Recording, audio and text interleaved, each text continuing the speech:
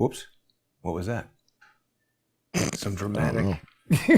What was that? What the hell? What is going on all of a sudden? Hang on now. Whatever it is.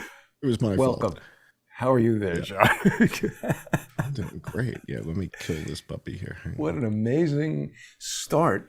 But, I have to say, John, it's a interesting thing. It keeps getting better. The hits just keep coming with these thumbnails. Today, we have this AI generated, this is Trump hanging out at the White House there. He's got a bunch of chickens grazing around. What is it that we're going to be discussing tonight? Yeah, so this is another one of my favorite thumbnails. If you zoom out, show people the whole thumbnail, because this is kind of an interesting thing. Earlier today, I sent Jason an image of Donald Trump speaking at the lectern. And I said to Jason, can you use AI to zoom out and show the whole White House? And lo and behold, it's like I'm in shock. It's like, well, wait a minute. Like, this used to cost $40,000 with an art department to have, it's like you have an idea, you tell the team of people, and, 10 days later, maybe this is funny that you're bringing this up. It's funny that you're bringing this up, because when you sent me that email, I said to myself, John is so 1,000%. Like, you and I definitely had to meet. If it wasn't like this, it would have been me doing some 3D video for Oracle. And you are absolutely the type of executive who understands the technology enough to be like, I want a techno crane to fly right into the viewer's face, and then the 3D thing is going to shoot out of their head. And I'm like, hold up there. Tell me exactly what it is you're trying to achieve, and I'll get us there. Yeah. So this actually was not an AI zoom out. I just basically got the idea for what you were trying to achieve and found a much better quality picture of the White House Rose Garden, put Trump there with traditional Photoshop techniques, got these guys from the original photo, and then created the chickens with AI and, did some fancy stuff and put you in there. So there you go. Same idea, though. I love it. Well, the reason this is the thumbnail and the reason it's so important is because today, as we're doing this show live, you may be watching a recording, but as we record this show live, it's Friday, and it's Friday the 8th of March in 2024, which means it's the second Friday in March. And the second Friday in March was the day that President Trump declared a national emergency in all 50 states. So even though today is the day. So right. So that's the thing, is that you're with going leap by the years lunar and that stuff, calendar. right? It's like, right. So that's why we go by thickness here, right? So that we have a by thickness. So forget the dates, right? It doesn't. The dates don't matter. I got to me, I don't care about the date. I care. So it's the second Friday in March. And back then it was the second Friday in March, and today is the second Friday in March. So the same thing with the Vegas shooting. To me, the Vegas shooting is that last Sunday, right, between September and October, right? It's that Sunday night. Whether Do you that ends up as, join that movement that wants to make 13 months of equal length and have Febtober or something? No, but Louis C.K. will tell you that I am one of the 9/11 deniers, right? There should not be the number 11. Like Louis C.K. will tell you about that. There should not be the number 11. Really shouldn't exist. It's racist, and we should just go from 10 to 12. And there's only 9 of us on Earth that deny the existence of the number 11. That's why they call us the 9/11 deniers. Got it. So what this is about is, and that's Louis C.K. will tell you more about that. So this is about this day, Friday. Back then it was the 13th of March. It was Friday the 13th in 2020. And on that day, the President of the United States declares a national emergency in all 50 states. But other things happen on that day that are also important. And that's what we're going to be taking a look at in this show. We're going to look at the SITREP report from the WHO from that day. So we're going to say, okay, on this day, what was going on? What, according to the WHO, what was the situation, right? And we're going to look at what else did the president have on his plate that day, because it's a big job being president, right? You gotta take care of this and all this other stuff. You're commander in chief, right? So you're in charge of the military, right? So imagine Kamala Harris as commander in chief, right? That would be exciting. So Jeez.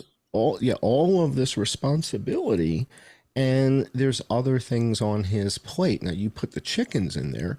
We know that we've been wrestling with an avian pandemic long before COVID, right? So the United Nations Food and Agricultural Organization showed us that there was kind of this avian flu thing going on, and it's in Europe, it's in Japan, it's all over the place, and this was happening before COVID. So this was all documented, and we've been looking at this because it's a pretty widespread pandemic. And when you compare the number of people that died from COVID to the number of chickens that died from the avian influenza thing, the chicken thing, like there's 54 million or 57 million chickens dead in the United States compared to 1.2 million people. So it's a lot more souls, so to speak, if you are a member of PETA and you feel that chickens are people too, right?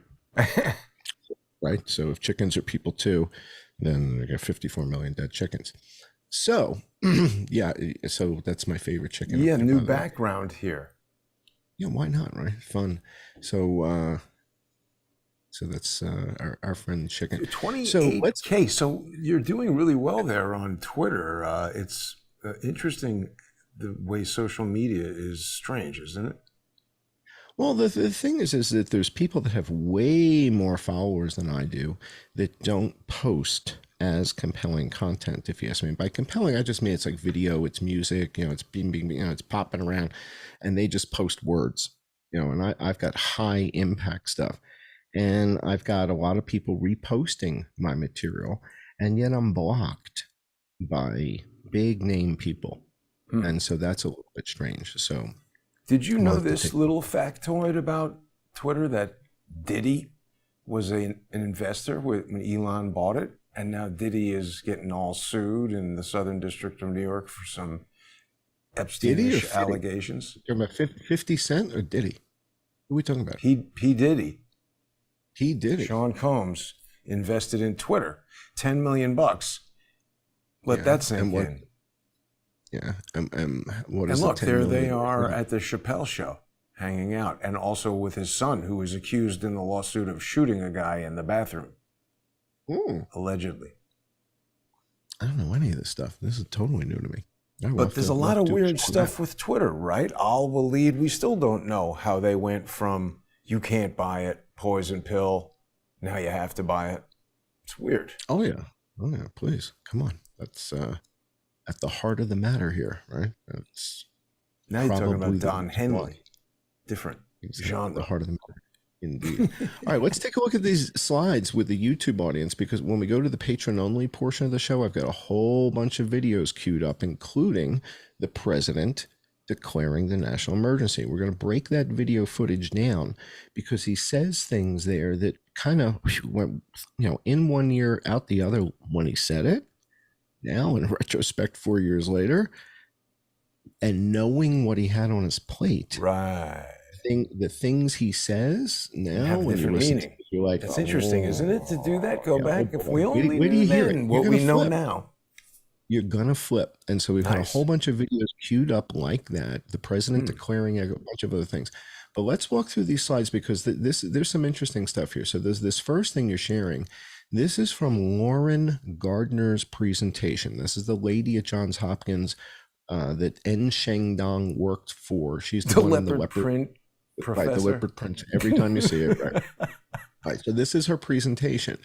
And no, stay on that side. Stay on that side. Stay on there. So she's giving the presentation, and I think she's showing this at Congress. And on this day, this is March 6th. Okay, this is March 6th of 2020. Now, today, as we're recording it, it's March 8th. Okay, right. So this is March 6th, 4 years ago. At March 6th, 4 years ago, there's 14 people dead in the United States. 14. Okay, that's in the upper right corner. That's right. That's right. Right. So there's 14 people that are dead in the United States. Okay, it's not a lot. I mean, it's kind of surprising even that Congress would talk about that, because there's shootings where there's 14 people dead and they don't start talking about it like this, right? It's a Sunday in Chicago. Remember Right. Lori Lightfoot? Yeah, Yeah. Lori Lightfoot. In fact, Right. I think if she had 14 dead in a It's weekend, a light weekend. that was Yeah. a good number. Yeah, she was in Right. the Why didn't they 2 dozens and invite three her there dozens. for a talk? So 14 dead in the whole country, March the 6th. All right, so just keep this in mind and look at the map. Look at how red, you got big dots all over the place. You got 14 people dead, and there's a lot of red stuff everywhere. And so this was why I said, well, who built this thing? En Shengdong. Yeah. Did he go to class to learn how to use it? Does he know you're not supposed to make everything red when, okay. So this is the system, guys, that I built my team. So I had a team of guys and gals, and we went out to visit ESRI. I think you'd get a And call back from then- HR today for speaking like No, that. no. Back then, that's all we had. Back then, we only had guys and gals, so we're cool. We're cool. Back in the late '80s, that's all we had. So we went out and visited these guys, and they said they want to marry the data to the maps, and this is the system. But when you see how it's used and how everything is red, Yeah. as one of the guys who built the thing, I'm like looking at it like, why is everything red? What do you have to earn a Seems like yellow? they're trying to make it look green? worse over here than here because it's smaller, the dots, right? Yeah, so the size of the dots are the number of cases, which is a configuration option. But again, the net of it is when you build these things, you're supposed to have red, amber, and green. And this is You just standard need a operating UI procedure. designer. En Shangdong obviously has his head up his ass. He just says it's all red. It's like Yeah. flip all the cards, just go to 10, go to 11. It's ridiculous. We got 14 the people dead table. in the whole country. Yeah. All right, so let's go on to the next thing. So the other thing that we're going to be taking a look at when we go to the patron-only portion of the show is this article from Newsweek magazine, because this is the article that really spells out what was going on behind the scenes. And this is, to me, this piece of journalism is the watershed piece of journalism about this event, similar to the Guardian article from 2015 about unrest in the Saudi kingdom, was sort of the pivotal watershed document about the thesis on what happened in Las Vegas. So when you have a well-researched, well-written piece as this is, documenting what's going on, and nobody's really considering it, nobody's really reading this thing and paying attention to the details, like the map. Nobody looked at the map and spent more than 10 seconds because nobody looked at Shanghai or Hong Kong and said, hey, wait, there's not 10 dead here or here. Blah. Did anybody actually read this article and start tallying up what the hell is going on? Well, that's what we're going to do with the patrons. When we go over to Patreon and Subscribestar, which, by the way, that's the only way I make a living. I don't get $1 from YouTube, guys. So when I get strikes and stuff and I can't publish, it's not that I'm not getting paid by YouTube. It's that I can't do anything, and my patrons are sitting there going, what the hell happened to him? He disappeared. Right. So that's how I make a living, at patreon.com/I am John Cohen and subscribestar.com. I am John Cohen. And that's it. Right, so that's my entire income stream, is those two choices. Jason has strawberry, pecan. It's got all kinds of flavors. The right? Baskin Robbins of. So tell people how they can get to support you, those who aren't. Odyssey.com/@crowdsourcethetruth, crowdsourcethetruth.substack.com, and subscribestar.com, and patreon.com/crowdsourcethetruth. And thank you for bringing that up, John. One quick thing, though, about that Newsweek article. I mean, isn't Newsweek kind of like deep state? Like, what do we know about this guy, William Arkin, who's writing that? Army so again, veteran. It's like so many other of these limited hangouts that we look at. Yeah. There's accurate information, and then there's the nonsense part. Right. So when you look at this article, it's almost like somebody didn't get to this person in time And they published this. And then they were like, oh, God, nobody said anything to the Newsweek guys? Come on. God, You I thought, think that's it? wait do you see? Wait do you see? Wait do you see? You'll see when we go to the Patron-only. We're going to Right. dig into this because basically what it's laying out is this the Stafford Act, the turnover to FEMA, General O'Shaughnessy, and you're going to see it documented in other places, not just Newsweek. So we don't just use one source. I'm Right. saying the Newsweek thing lays out everybody and the roles and the this and the that and the name of this and the name of that. It's very well done. But we're going to look at other sources. You don't just go with one source and say, well, there's your story. Of course. No, we got to triangulate. So we've got a whole bunch of others. So let's take a look. So the next slide we have here, in fact, is from the Gazette. And this is where we move Northern Command troops into Cheyenne Mountain. Okay, so the U.S. Northern Command moved into Cheyenne Mountain. And if you look at the second paragraph in the story, it's the first time in 14 years the command has put the mountain into full-time use. Okay. All right. Seems weird for the disease in retrospect, definitely. And it seemed weird at the time, too. And so we'll go to the next slide, which is, we just zoomed in on it on the next slide. It's the same slide, basically, same words. So yeah, first time in 14 years. And now this next slide, above top secret contingency plans already exist for what the military is supposed to do. Top secret. Who knows above about top it? secret. Now, nobody can talk about Newsweek.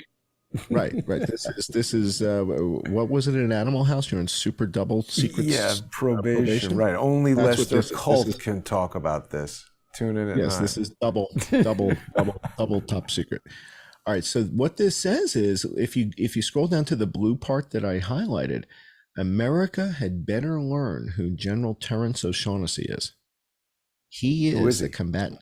He is the combatant commander for the United States and would, in theory, be in charge if Washington were eviscerated. And I'm like, eviscerated? Are we talking about the same thing? We're talking about a respiratory infection that's not yet killed 10 people? Hey, they got 14 people over there. This is a serious deal. Eviscerated? It sounds a little harsh, bro. Again, I'm just... He's a pessimist. Maybe I'm just a word guy. Right, he's a pessimist and I'm a word guy. And you put the two of us in a room, it's already a disaster. He thinks it's eviscerated. How's Washington going to get eviscerated? And there's 7 people then in Shanghai, or 9 or something. It's like, So General Terrence O'Shaughnessy is the combatant commander. So you go to this next article. This is also in the Gazette. And what it says here is that the Northern Command are back in the bunker, right? I mean, this is I think this is the same story. All right, next. No visitors are allowed at the underground Pentagon in the Pennsylvania mountains. Now, this is another complex called Raven Rock. But why would you think there would be visitors? I mean, that's like saying don't lie down inside the lion pen, obviously. Well, no. So what you can't visit the underground Pentagon? Oh, that's surprising. No. What they're saying is, unless you work here and you're on the inside, we're locking it down. So basically, they lock. And look at the date up top. Look at the date on the article. So they lock down Raven Rock. They lock down Cheyenne Mountain. They haven't locked down Cheyenne Mountain. In fact, I'm not sure. We'll have to check. Maybe you can ask Perplexity AI if they locked down Cheyenne Mountain.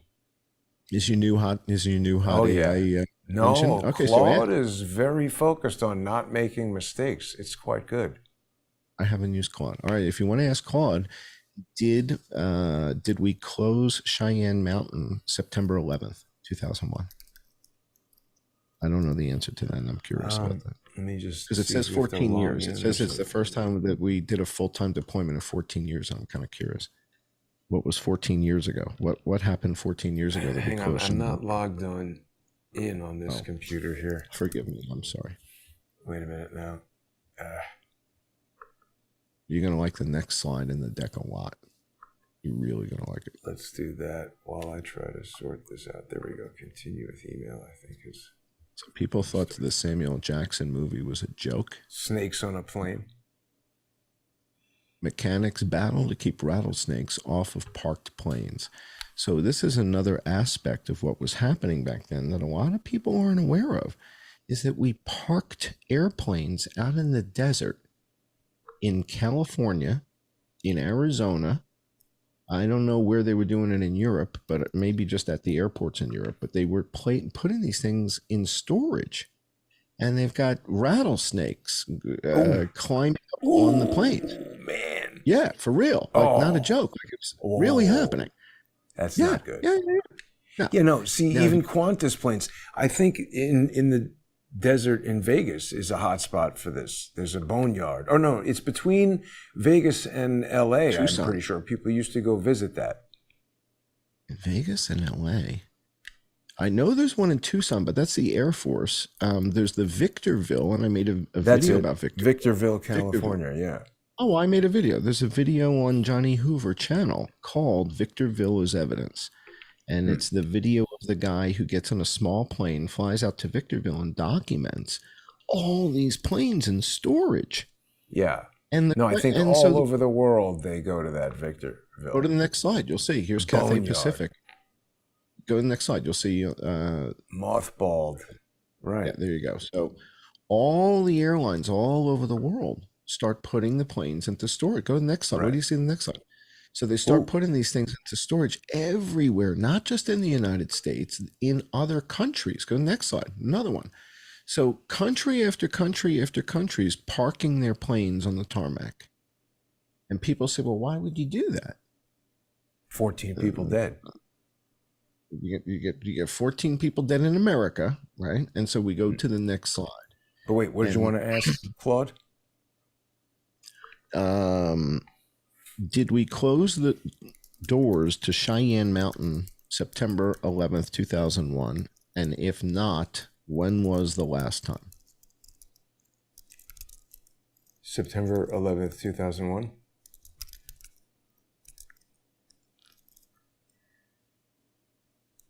That was the World Trade Center attack, right? Oh, yeah, right. Let's see what it says. It says, there is no evidence that the doors to Cheyenne Mountain were closed on September 11th, 2001 as a direct reaction to the 9/11 terrorist attacks that day. However, some additional security measures were likely taken at military installations like Cheyenne Mountain in response to the attacks.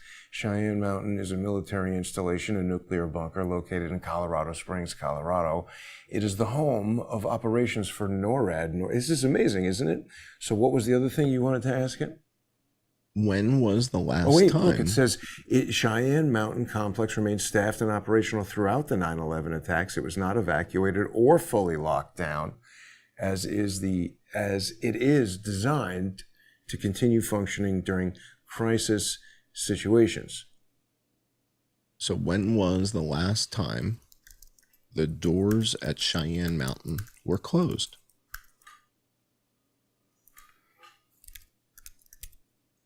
Then I think we're going to have to go over to the patron-only portion of the show to take a close listen to what the president had to say on this. There's no publicly available information about the last time. Okay, so it's basically perhaps not accurate. Maybe it was closed another time. So we don't know. These AI things are interesting, taking off points for research, but we should.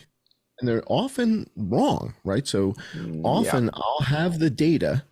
So, and we can do this with the patrons. When we go to the patron-only portion. Well, so for example, wait a minute. You have an article from something that talks about it, right? Watch this. I do, but yeah. So I'm just Googling Cheyenne Mountain doors closed. They're still there. World's most secure building. Locked down. Yes. NORAD Cheyenne Mountain Fortress is back. Troops head. Coronavirus drives Army command teams. So let's see. This is the Daily Mail. Does that say it's locked down? So now what we can do is watch this. Isolated. Come back over here to Claude and say, do you know about this? Bing. And then it'll say, oh, I didn't know about that. Yes, I am aware of that report shared with the Daily Mail about Cheyenne. According to this article, U.S. military, blah, blah, blah, crews were working. Not officially confirmed. The report suggests key members of the Air Force Command were sheltered in the bunker. So in essence, it was likely one of the few times since the Cold War era Cheyenne Mountain's infrastructure and protective capabilities were seriously tapped due to a national emergency like the COVID-19 virus. So it's pretty specific. Maybe it wasn't wrong. Well, the articles that I was citing earlier say that they're moving troops in and they are closing Cheyenne Mountain. And President Trump closed Cheyenne Mountain. We will talk about Raven Rock when we go over with the patrons.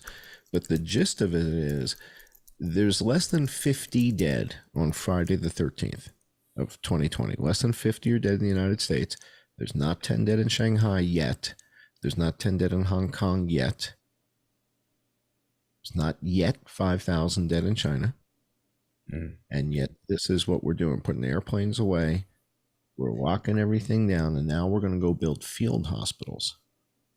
And this whole chicken pandemic was already underway. In fact, Crimson Contagion, the exercise, it's already done, right? So this happened in 2019. They were trying to figure out what are we going to do about this. So President Trump had a lot on his plate at this particular point in time 4 years ago. And then on March 10th to March 11th, everything changed overnight. And the first thing we're going to look at with our patrons is what happened on March 11th. Because he sure changed his tune from March 10th to March 11th. What might they have shown the president on March 10th? I'm going to show you what exclusive footage that I have, you have, and Laura Ingraham. And that's it. You know, there's nobody else on planet Earth that has this footage. Really? So, yeah, it's mine. I made it right. Well, we got to to 3D head on over there. Oh, yeah, that's right. what we're Of gonna course. do. I know what you're talking about. Yeah. Right. So we got to head on over Laura. to the sponsor exclusive segment here. But we'll see everybody in less than 5 minutes. Join us over on Subscribestar and Patreon and Odyssey and all that stuff. Thank